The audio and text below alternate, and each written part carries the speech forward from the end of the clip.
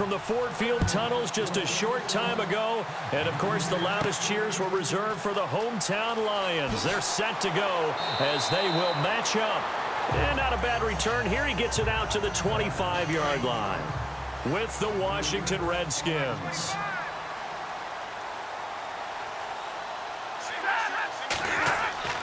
On first down, Stafford here. Ebron's got it. He's got a convoy, and he might be gone. Touchdown, Detroit. Eric Ebron, 75 yards. And the Lions are going to take a first-quarter lead. When they drew that up, I don't think they envisioned it ending in a house call, but he got it and took it all the way home. Really impressive run after the catch, wasn't it? That was really special by him. But let's face it, in today's NFL, those tight ends are often former wide receivers or maybe even sometimes bigger running backs. They just put them in a position to get a great matchup and make plays like that.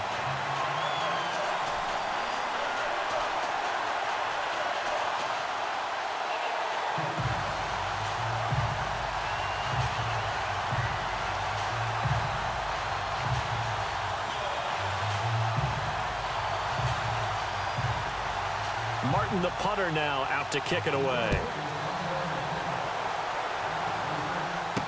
This is fielded a couple yards deep. And he'll take this up past the 20 and down at the 22-yard line. So Washington coming out for their next drive on offense. He looked back, Charles, in 2017, 7-9 for the Redskins, third place in the NFCs, and missed the playoffs for the fourth time in the last 5 years. Yeah, they've been just good enough to be in the hunt, but rarely have they gotten over the top, as you noted, missed the playoffs 4 out of the last 5 years. Offensively, in 2017, their offensive line was a mess. I mean, they were playing guys out of position, third-string guys, guys up from the practice squad, just trying to find some type of continuity that just wasn't there. But flip it over to the defensive side of the ball.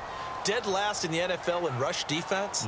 I know we pitch it around like crazy in today's NFL, but you've got to stop the run first, and Washington really struggled in that area. Yeah, over 134 yards a game against them.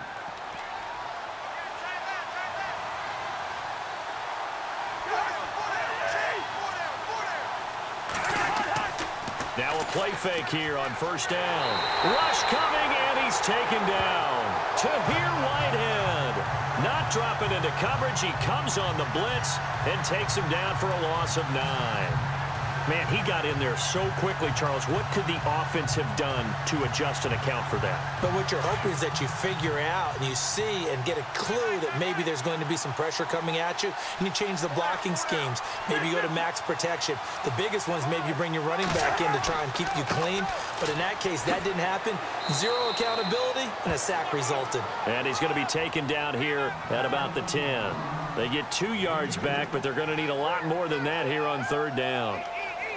Back live, Charles Davis to my right. I'm Brandon Gaudin. It's Redskin football to begin quarter number 2. They do, however, have a tough third and long coming up.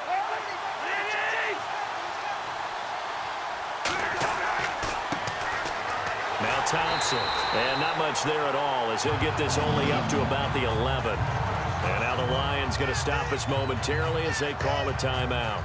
It's just their first, so they'll have 2 remaining here before we get to halftime.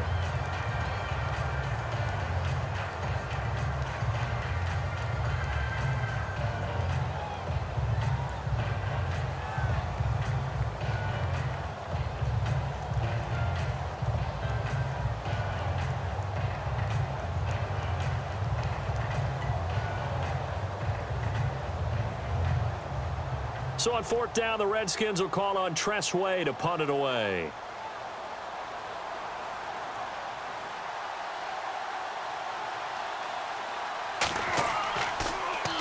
And this is away. It's a high kick, and he got all of it. This is fielded at the 27. Call that one an even 60 yards, 6-0, and the Lions will take over. So let's discuss the Detroit Lions as their offense makes their way back out there, Charles.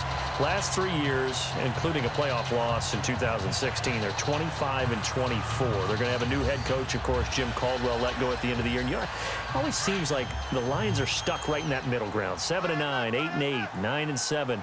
Can they make that jump to go higher than that? One would think so, but I think they're going to need to add some pieces to their team because, as you noted, right in the middle ground, they can throw the heck out of it, but they can't run it on offense. On defense, they got a little bit better against the run, but what about the pass rushers? Because Ziggy Ansah played hurt most of the season, couldn't be his normal explosive self. They've got to get some more help there, some extra people at the second level at linebacker in order to keep up with the high-powered offenses in the NFC North. On 2nd and 10, Stafford. And he'll be out of bounds up past the 45. That one goes for 13 yards, and it moves the sticks. Well, it appears that they read man defense and went to the out route, and what you have to do on that one is the receiver's got to make sure he works the defender towards the middle of the field to give himself space to cut to the outside and have that ball delivered with good timing, and they got it done.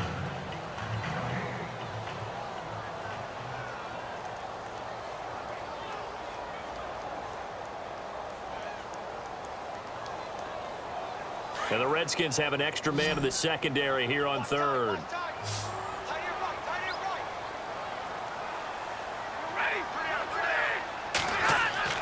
Back to throw, Stafford. Oh, a hit. He lost the football. Stafford puts it on the ground. Into the Redskins have it, they do.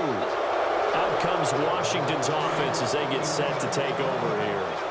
So the defense there, opportunistic. It's nice to give them credit, isn't it? Because so many times it's more a matter of what the offensive guy didn't do. Didn't secure the ball, didn't cover up. In this case, let's just give credit to where it belongs. Knocked it free, made a big play. And he'll toss this one incomplete. Seeing no options, he throws it away. What's the old adage? Be quick, but don't hurry? Well, that went right out the window there. He was hurried, harassed. That ball had to be gotten rid of, otherwise he was going to get sacked.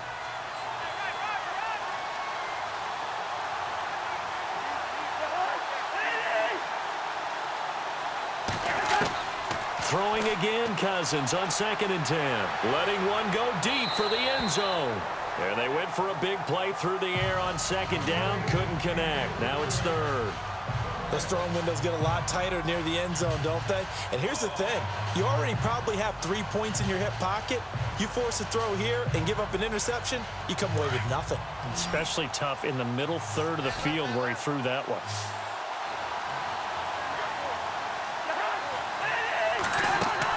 On 3rd down, Cousins. And that is incomplete. So the defense forces a 3 and out, but they got some help along the way. They threw it on 1st down, and when they were unsuccessful, it became 2nd and long. Didn't get it again on another pass. Went 3rd and long, and they almost had to put it in the air. They may want to rethink some strategy going forward.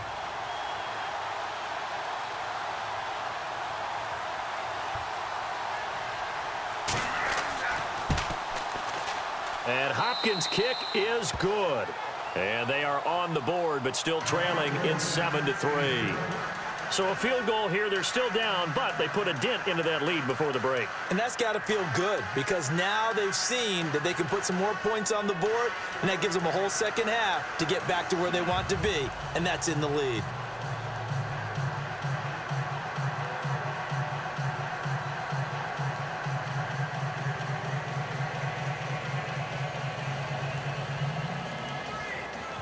Following the made field goal for 3, Hopkins now to kick it off.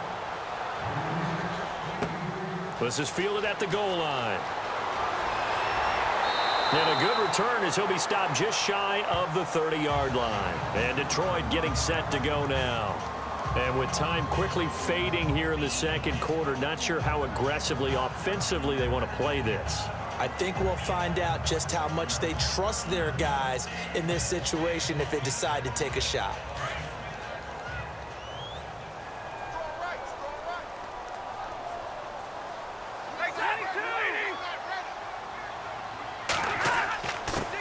Now the Notre Dame man, this is Theo Riddick. And down he goes, but he takes it up to the 40. Now a timeout taken. Perhaps a chance for one more quick play and then another timeout if they hurry. We'll see. Now the Lions offense, they get ready from this spot in the field with the clock where it's at. You think we're just going to see a knee and that's it? And I think in this situation, that's the proper play. But we do know there's some risk takers out there that may want to take one more shot before the clock runs out.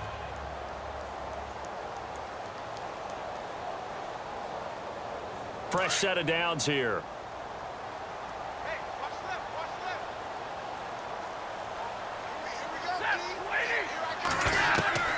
Out of the gun, Stafford.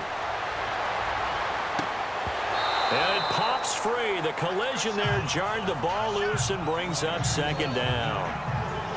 That's very well timed there defensively because it's not a bad throw, but the collision came at the exact time he was reaching to bring in the football. Really, really well done. Decent offense, just better defense. I think you're right. And you see the clock almost empty, so this is likely the last play in the second quarter. The final shot before the break, Stafford. And unable to connect on the long pass. It falls down incomplete. So we've reached halftime here in Detroit with the Lions out on top. As we'll send you down to Orlando as we check in with Larry Ridley and our EA Sports halftime report. Larry, this will be taken in at the 1. And he'll get it up to about the 26-yard line just across the 25. The Redskins offense now, they head back onto the field. They're down here, but very much in this game. What's the tonality of a coach's talk when a game is within striking distance like this at intermission? Typically, what they're doing is emphasizing the things that went well in the first half and wanting more of that. Sure, you've got to go over some of the errors and clean up some things because there's a reason you're down. But overall, I think they want to stay positive, stay up with this team. We're just starting the second half, and we've got the football. Let's go ahead and punch it in, and then we'll take it from there. See how that recipe works. That's going to go as a loss of 4, and it'll be second down. So statistically, both of these offenses having a rough time getting a running game going. But, boy, what a nice play there defensively. Tackling him behind the line, but you're right. You look at the numbers. Neither side looks on track in the ground game.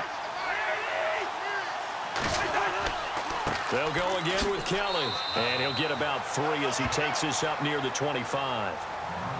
Well, so many times we look at a short run and we praise the offense for trying to set the tempo and establish things, but the defensive guys, hey, they just won the battle there. It wasn't a big run given up. They don't always have to absorb the body blows. Sometimes they dish them out themselves. Back now at Ford Field. It's the Redskins with the football, but trailing here as we get down to the good stuff. Quarter number 4.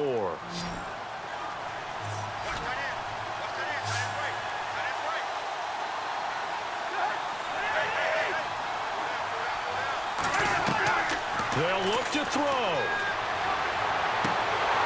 And incomplete. The contact made the ball roam free and brings up 4th down.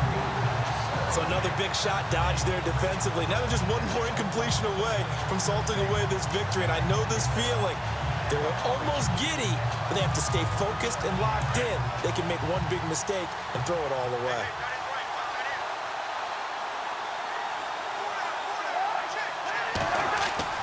Back to throw.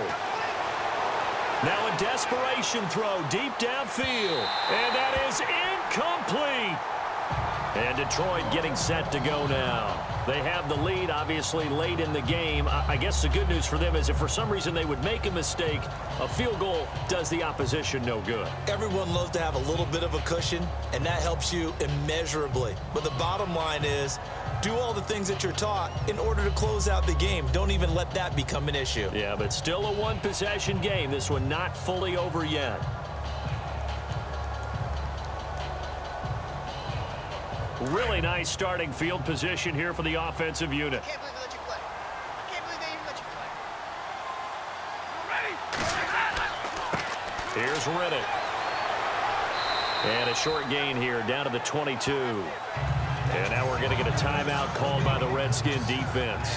It's just their first. They've got 2 more to use here in the final stages.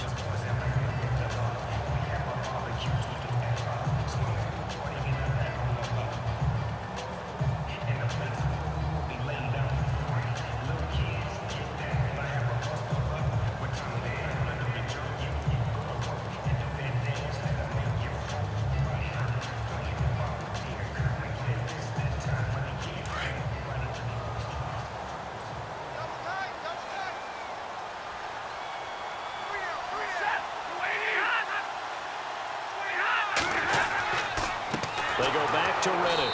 And he's going to lose yards. They take him down at the 26. The Redskins looking for another timeout, and they get it. That'll leave them with just one remaining in this fourth quarter of play.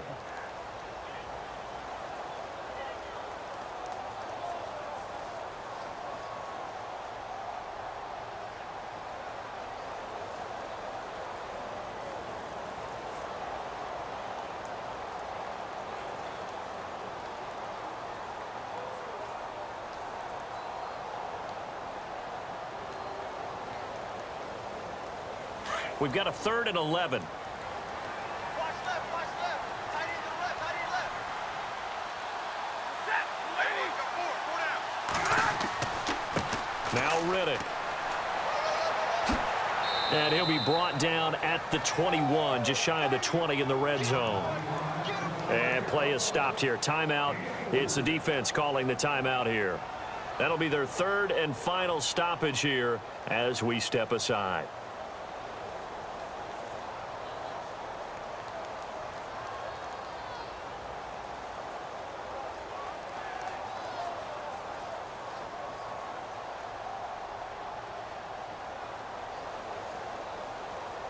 So on 4th down, out trots the kicker in a big spot here.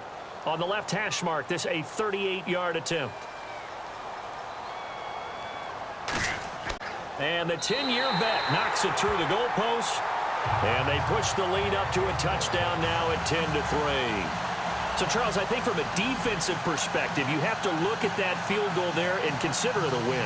You were able to keep them within a touchdown, so no question about it. That was the kind of stand that keeps you in ball games.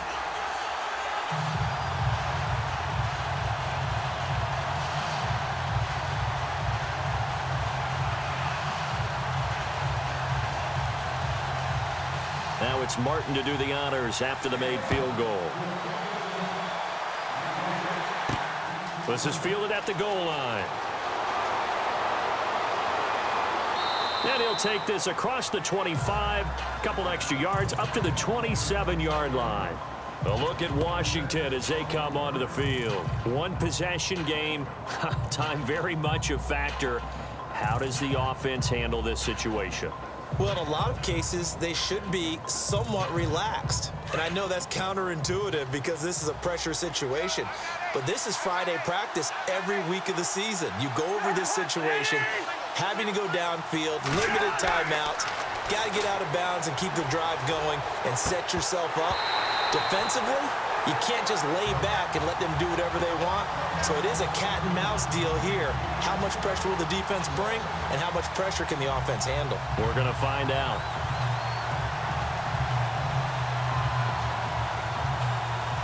Unable to connect on the first down pass play. Now it's 2nd down.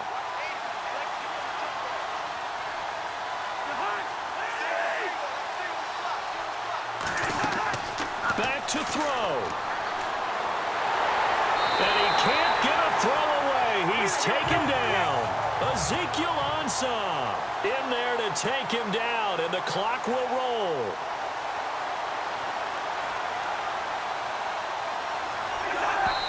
And they're able to stop it here on the spike with 3 seconds remaining.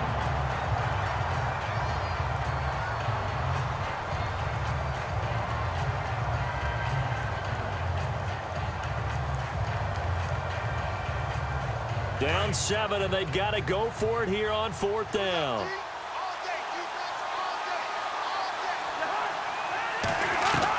One last shot now for Cousins. He's going to let it fly. And it's incomplete. So their final drive comes up empty. And with that, the ball game is over. Well, Charles, the old saying, the old cliche, if you will, points at a premium, that certainly applied here, didn't it? And that almost felt like opened up a time capsule, didn't it? Old school football, low scoring, close game. What a way to finish it up. You loved it, didn't you? You loved the defense. I certainly did. Brought back the images of the game of old.